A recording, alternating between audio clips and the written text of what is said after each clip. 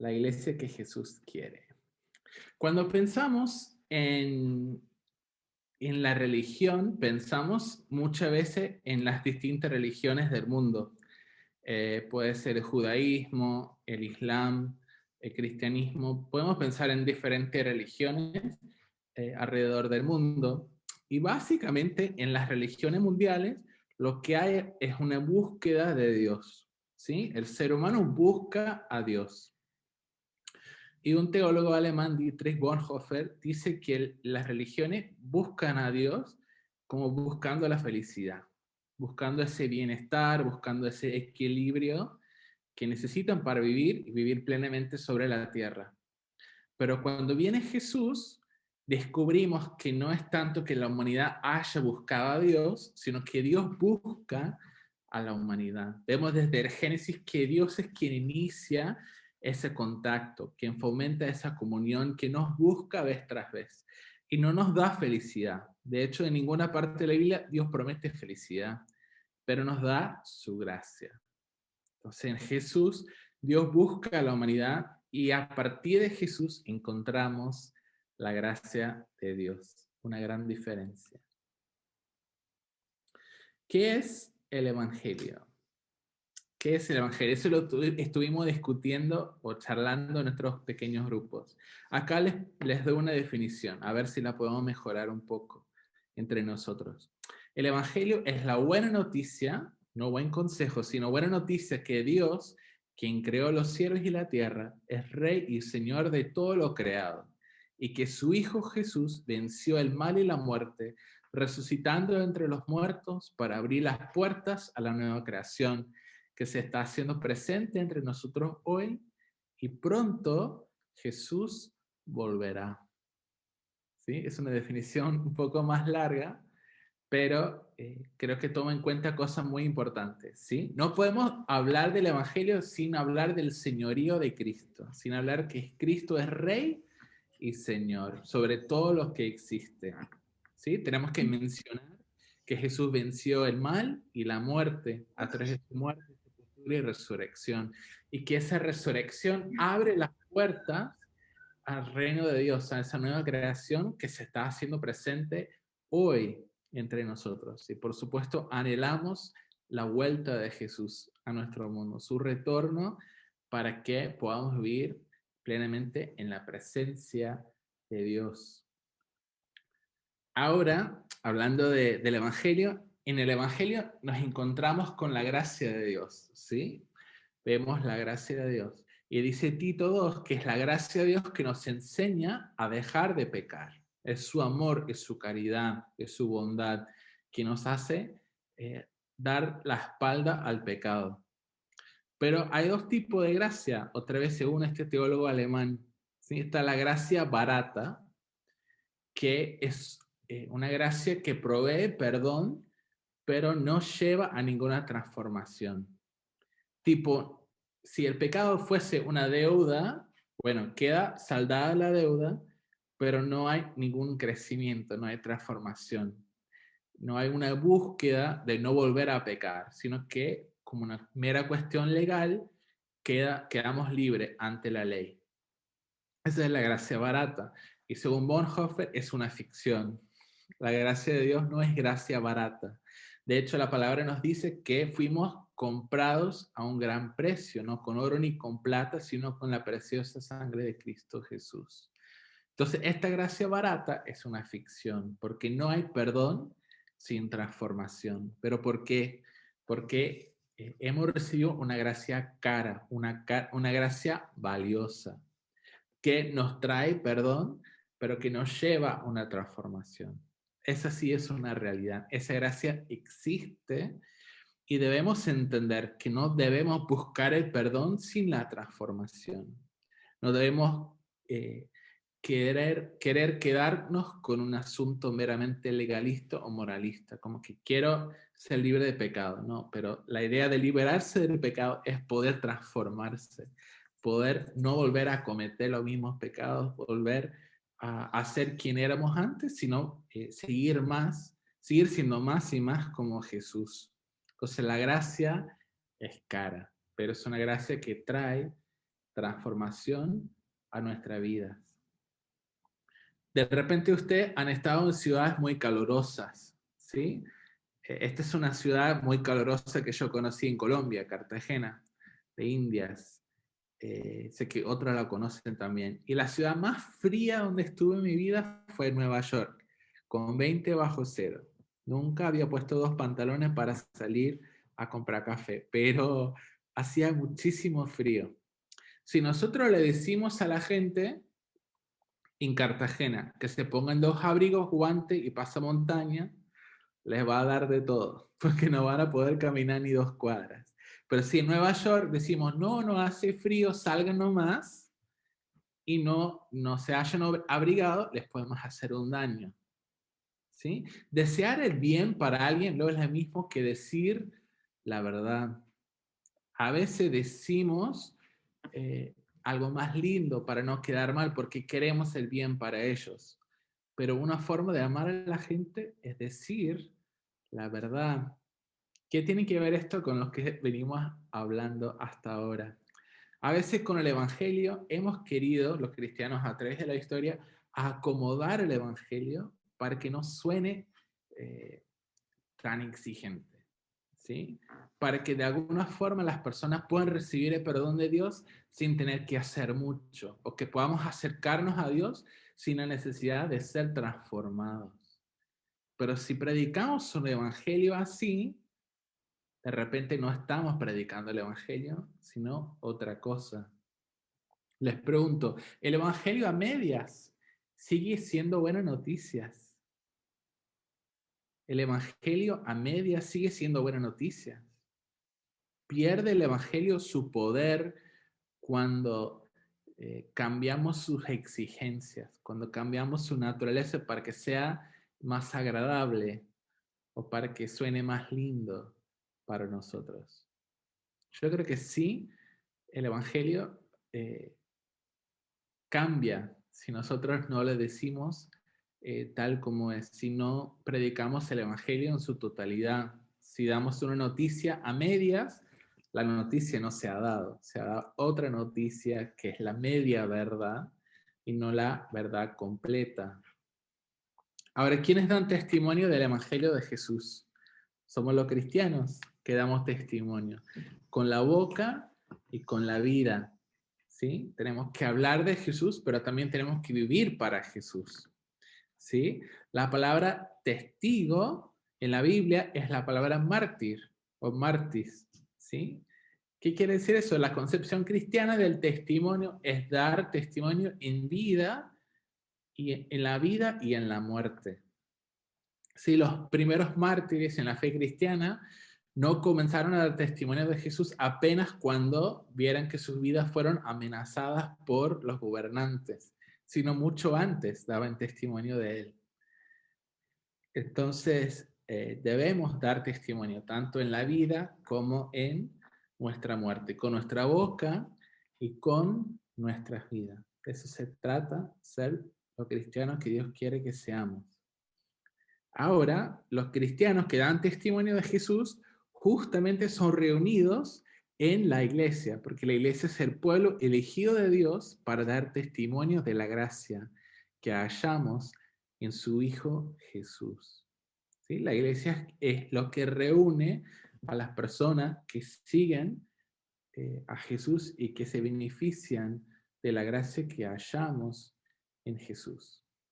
Pero nosotros somos un pueblo con una historia, ¿sí? El cristianismo no es apenas ideas o conceptos abstractos, no es apenas doctrina o teología. Formamos parte de una gran historia, ¿sí? ¿Cuál es esa historia? Que Dios creó el mundo para vivir en comunión con lo creado, ¿sí? Dios quiso hacer el mundo para que pudiera llenar el mundo con su presencia. Dios creó a los humanos para vivir en comunión con nosotros. Quería Dios vivir en comunión con nosotros. Imagínense que Dios se expuso de tal manera para que pudiera acercarse a nosotros, para que nosotros nos pudiéramos acercar a Él. Nos creó para vivir con Él. ¿sí? La tendencia natural del ser humano es buscar la comunión con Dios. A veces pensamos, no, la tendencia natural del ser humano es hacer pecado, pero lo que nos dice la Biblia, después de una cuidadosa lectura del Génesis, es que en realidad fuimos creados a imagen y semejanza de Dios para buscar naturalmente la comunión con Dios. Ahora, ¿por qué pareciera que nuestra naturaleza buscara el pecado o el mal? Bueno, porque nos hemos habituado al pecado, ¿sí? Nos hemos acostumbrado a pecar. Pero el pecado, en vez de ser lo natural, es una distorsión del deseo natural de los seres humanos de buscar a Dios, ¿sí? Por eso el pecado nos hace mal, por eso confunde, por eso trae caos, por eso daña, ¿sí? Porque no es lo natural, no es lo que Dios quería para nosotros. Y no fue como nos fuimos creados. No fuimos creados para pecar, sino para estar en comunión con Dios. Pero nos hemos habituado a ese pecado. Entonces, ¿qué hace Dios para deshabituarnos de ese pecado? Para atraernos de vuelta a lo que fuimos creados para hacer. Bueno, Dios eligió un pueblo, el pueblo de Israel, para darse a conocer entre las naciones y para traer a Jesús a la tierra. Dios quiso darse a conocer a través de ese pueblo y traer a través de la promesa hecha a Abraham a su hijo Jesús. Es Jesús quien nos enseña a vivir en comunión con Dios, ¿sí? Y nos enseña qué significa vivir en su reino, ¿sí? El ejemplo de Jesús es el que nos orienta para que podamos saber qué es lo que Dios quiere de nosotros y cómo vivir esa vida que Él desea de nosotros. Ahora en la iglesia, Dios reúne a sus hijos, a sus hijas, quienes son sacerdotes para anunciar el Evangelio. Somos el medio que Dios utiliza para darse a conocer. Como lo fue el pueblo de Israel en un momento, ahora es la iglesia, para dar a conocer estas buenas noticias acerca de Jesús, de su obra, de la nueva creación y acerca de la segunda venida de Jesús. Y ahora, liberados del pecado, del poder del pecado, del temor a la muerte, podemos vivir en comunión con Dios y con los demás. Esa es nuestra gran historia de la salvación, ¿sí? Que somos libres del pecado para poder vivir como Dios quería que viviéramos desde el principio, en plena y total comunión con Él. Vemos la acción de los tres miembros de la Trinidad, del Dios Padre que crea el mundo, Jesús quien se encarna, quien se hace humano para que nosotros podamos ver a Dios y para que sepamos qué significa ser un ser humano en plena comunión con Dios. Y cuando Jesús asciende al cielo, envía su Espíritu Santo, su Consolador, para que nosotros podamos participar en la vida plena con Dios acá en la tierra, mientras esperemos la segunda venida de Jesús sobre la tierra. Segundo de Pedro nos dice que su divino poder, al darnos el conocimiento de aquel que nos llamó por su propia gloria y excelencia, nos ha concedido todas las cosas que necesitamos para vivir como Dios manda. Así nos ha entregado sus preciosas y magníficas promesas para que ustedes, luego de escapar de la corrupción que hay en el mundo debido a los malos deseos, lleguen a tener parte en la naturaleza divina. ¿Qué quiere decir eso? Una vez que el pecado pierde su poder en nosotros, que hayamos escapado de la corrupción debido a los malos deseos, podamos participar plenamente de la vida de Dios hoy en la tierra. Llegamos a ser parte y tener parte de la naturaleza de Dios. ¿Qué quiere decir eso? ¿Que llegamos a ser pequeños dioses o llegamos a ser lo mismo que Dios? No. Dios tiene su esencia y nosotros tenemos otra esencia, pero Dios nos invita a participar de su misma naturaleza. Primera de Juan 3 nos dice, fíjense qué gran amor nos ha dado el Padre, que se nos llame hijos de Dios, y lo somos. El mundo no nos conoce precisamente porque no lo conoció a Él. Queridos hermanos, ahora somos hijos e hijas de Dios, pero todavía no se ha manifestado lo que habremos de ser. Sabemos, sin embargo, que cuando Cristo venga, seremos semejantes a Él, porque lo veremos tal cual, tal como Él es. ¿Cuál es la esperanza del cristiano? No es apenas escapar el pecado, no es apenas salvarse de la muerte o del infierno. ¿Sí? Nuestra esperanza es ser como Jesús. El mejor regalo que Dios nos quiere dar es una vida transformada. Y quiere que nos transformemos en la imagen y semejanza de Cristo Jesús. Ahora, estos tres pasajes juntos de las cartas de Pablo nos dicen que el Padre nos eligió en Él antes de la creación del mundo para que fuéramos santos y sin mancha en su presencia, por el amor determinado de antemano que seríamos para Él hijos adoptivos por Jesucristo. Y a los que conoció de antemano también los predestinó a reproducir la imagen de su Hijo, para que Él sea el primogénito de una multitud de hermanos. Así Cristo podrá llegar a ser todo en todos. Dios ha hecho un plan maravilloso, lo que fue un misterio antes, que ahora se ha dado a conocer en Jesús, su plan de redención, que es hacernos sus hijos, para que reproduzcamos la imagen de su Hijo Jesús. ¿Para qué? Para que Jesús sea todo en todos. ¿Qué significa que Cristo va a ser todo en todos? Yo no entiendo muy bien, honestamente, lo que Pablo quiere decir. Pero capaz no es tanto que entendamos toda la complejidad de esa idea, sino que sea un norte para nosotros, que sea algo que nos invita, que nos convoca, que nos llama a hacer eso y que sea una realidad en nosotros, que Cristo realmente sea todo en todos nosotros. ¿Cuál es el deber cristiano? Como individuos y como iglesia. El deber cristiano es morir con Jesús en la cruz. Tenemos que morir a nuestro egoísmo, a nuestra voluntad, al pecado que mora en nuestros miembros, como dice Pablo, y morimos para poder vivir por Jesús y para Jesús. Vivimos por y para Jesús. Queremos dejar de vivir por nosotros, como si la vida se tratase de nosotros, para vivir para Jesús. Queremos servir a Jesús. ¿Cómo servimos a Jesús? Sirviendo a los demás. ¿Sí? Sirviendo a nuestros hermanos y sirviendo a aquellas personas que aún no conocen a Jesús. También contamos la historia de Jesús, ¿sí? Damos a conocer la persona y el ministerio de Jesús a los demás. Contamos qué ha hecho, cómo vivió, cómo trató a las mujeres, cómo trató a los niños, cómo buscó la verdad, cómo buscó sanar a las personas, cómo buscó incluir a los marginados de vuelta en la sociedad. Contamos esa gran historia de Jesús. Buscamos agradar a Jesús. ¿Sí? Buscamos vivir como Él vivió, tener el mismo corazón de Jesús, decir las palabras de Jesús en nuestra boca, ver con los ojos de Jesús. Buscamos adorar a Jesús. Cuando adoramos a Jesús, Jesús es el verdadero centro de nuestra vida. Y ahí llegamos a tener otra sensibilidad ante la vida, ante los demás, cuando adoramos a Jesús.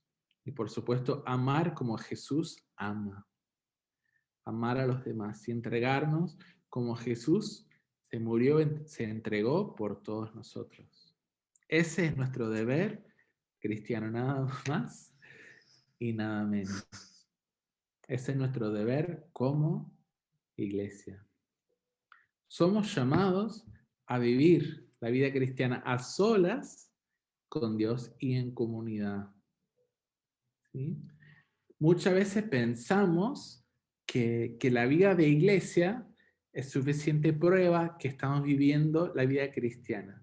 ¿Sí? Si asisto, si comparto, si doy de mi dinero para los hermanos, para sus necesidades, si comparto la Santa Cena, es suficiente lo que hago en la comunidad para comprobar que estoy bien a solas con Dios. Pero sabemos que no es solo eso.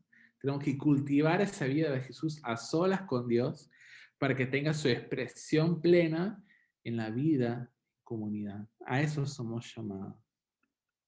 Somos llamados también a mostrarle al mundo qué quisiera ser Dios con toda la humanidad.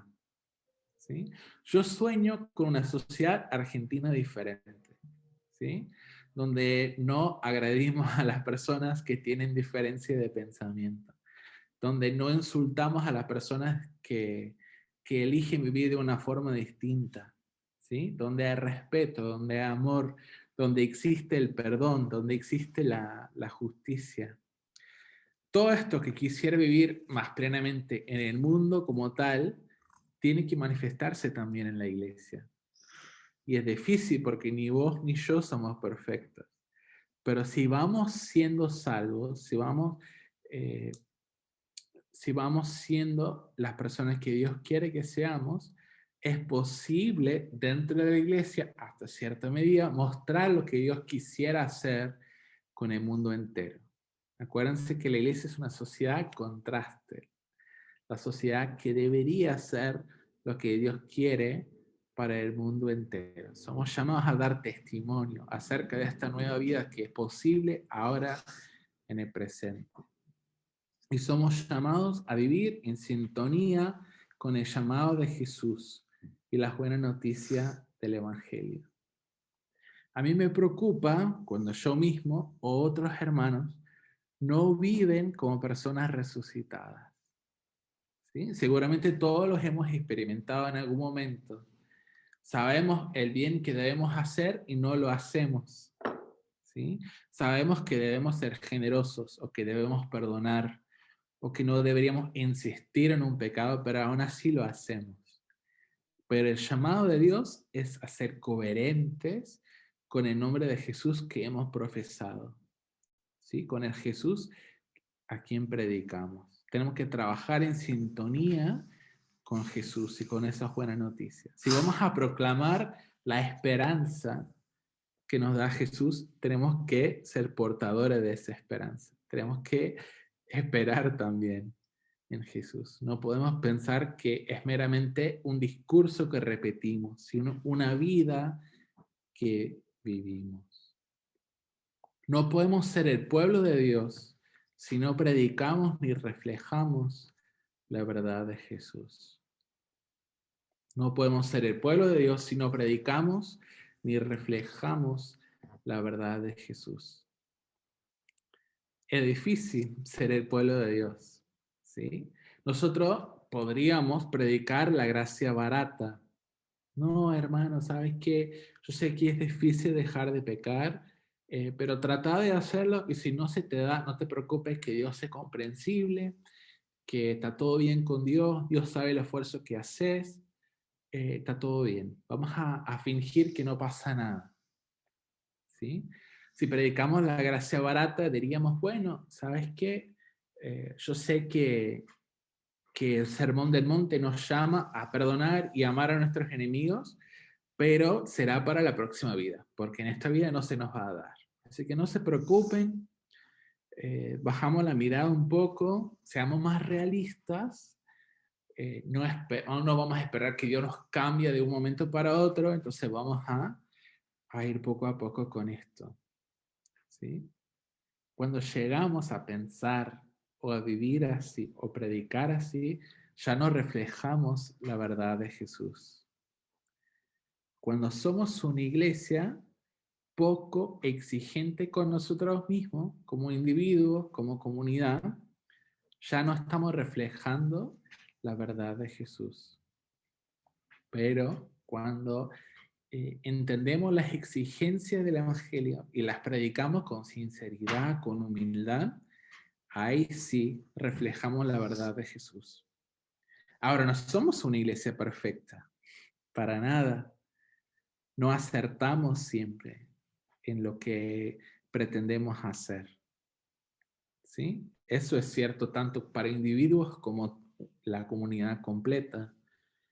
Sin embargo, si nosotros ni siquiera pretendemos llegar a donde Dios nos llama, ya hemos fracasado. en nuestro intento de reflejar la verdad de Jesús. Dios no pide que seamos perfectos hoy, pide que aceptemos su gracia, ¿sí? Pide que seamos personas llenas de la bondad de Dios que practican o que viven también la bondad de Dios hacia los demás. Pero no podemos menospreciar las exigencias del Evangelio, porque ya no estaríamos siendo fieles al llamado de Dios para nuestra iglesia. Antes de terminar la presentación hoy, yo quiero agradecerles a ustedes, ¿sí? ¿Por qué? Porque si bien nuestra iglesia no es perfecta, si bien yo no soy perfecto y capaz ustedes tampoco son perfectos, siento que realmente eh, queremos vivir la gracia cara de Dios, ¿sí? Queremos reflejar lo que es la verdad de Jesús. Y queremos decirle al mundo que si bien la vida cristiana no es fácil, que es exigente, creo que decimos que vale la pena hacerlo. Y nos queremos acompañar, nos queremos amar, y para eso no vamos a tener que perdonar 1000 veces, no vamos a tener que bancarnos, pero es lo hermoso del Evangelio, ¿sí? Pero hay de nosotros el día cuando nosotros ya decimos, bueno, eh, ¿sabes qué? Estamos haciendo lo mejor que podamos, ¿no? Y comenzamos a hacer las cosas como mejor nos parezca. Porque Dios, que ha sido tan fiel con nosotros, pide esa fidelidad para con nosotros. Y si Dios nos pide algo, según el pasaje que leemos hoy, Dios nos da los medios, Dios nos da los recursos para vivir como Él manda. ¿Sí? Eso es lo maravilloso de Dios, que cuando pide, provee. ¿Sí? Dios le pidió a Abraham que sacrificara a su hijo, pero fue el mismo Dios quien le dio su hijo. Cuando Dios pide que hagamos sacrificios, nos da la fortaleza de poder hacerlos. Y agradezco a ustedes, mi comunidad, mi familia, por desafiarme a vivir ese evangelio pleno, ¿sí? Porque en el evangelio hay medias, no hay esperanza, no hay transformación tampoco. Queremos ser una iglesia que predica y que ama la verdad, y eso, este es el desafío de esta semana, ¿sí? Venimos estudiando la obra del Espíritu Santo. El Espíritu Santo obra apenas en aquellas personas de manera plena que desean lo que desea Dios, ¿sí? Cuando nosotros no deseamos lo que Dios desea, difícilmente Dios va a poder obrar en y a través de nosotros de la manera que Él quiere, porque no va a violar nuestra voluntad, no va a violentar nuestra voluntad y pasarnos por encima. Pero por eso tenemos que ponernos de acuerdo con lo que Él quiere para nosotros, para que pueda lograr esa transformación en nosotros que realmente todos esperamos ver. Es doloroso el crecimiento, pero es súper hermoso ver que puede hacer Dios en nuestras vidas cuando le entregamos nuestra voluntad. ¿Sí? ¿Qué tal si oramos antes de terminar hoy? Gracias Dios por esta hermosa familia. Somos tus hijos, somos tus hijas y te agradecemos por esa gracia valiosa que nos otorgas a través de Jesús. Ayúdanos a abrazar a Jesús y a la buena noticia de Jesús en su totalidad, de no conformarnos con algo menos que la pura verdad del Evangelio, que no tomemos al Evangelio como buen consejo, Padre, sino como buena noticia. Queremos liberarnos del pecado, del temor a la muerte. Queremos liberarnos de todo aquel que obstruye la comunión con vos. Y queremos pedir que nos des la fortaleza y la valentía para enfrentar la vida cristiana con toda su exigencia, porque sabemos que en ella hay bendición, hay comunión con vos, hay comunión con con los hermanos, Padre. Gracias por esta serie sobre el Espíritu Santo, en que vamos aprendiendo cada vez más de cómo quisieras obrar en y a través de nosotros. Y te pedimos que con nuestros dones y con nuestras debilidades también, Padre, que puedas obrar para bendecir a nuestra comunidad y para dar testimonio de Jesús en nuestro mundo que tanto te necesita. Gracias por nuestra familia. Perdónanos cuando te fallamos y ayúdanos a llegar a la estatura de Cristo. Esa es nuestra esperanza y nuestra fe. En el nombre de Jesús oramos. Amén.